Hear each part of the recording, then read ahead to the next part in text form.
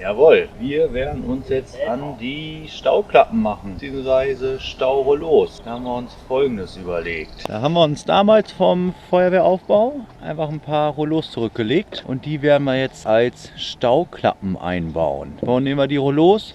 Ja, ist einfach kostengünstiger und wir haben sie. Warum jetzt neues Material kaufen?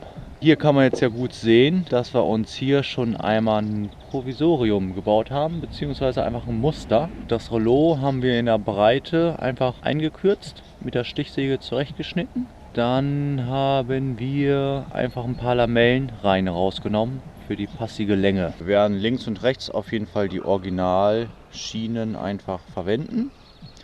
Die Gummis werde ich versuchen, beziehungsweise Dichtungen nochmal nachzubekommen oder ähnliche Typen, die ich dann da einziehen werde. Ich würde sagen, wir legen jetzt einfach erstmal los und wenn das Ganze steht, gehen wir ein bisschen auf die Details ein.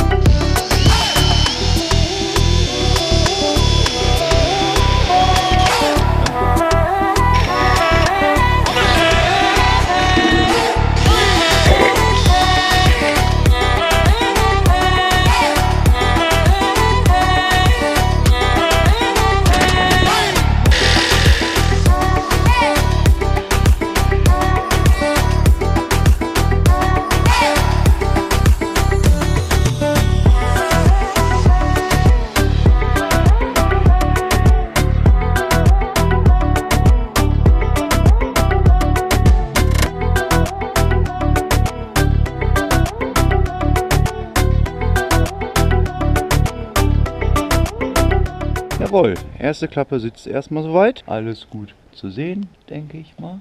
Gut, hier müssen noch ein paar Feinheiten passieren. Wo wir jetzt die erste Klappe drin haben, machen wir uns hier mal an die zweite Seite dran.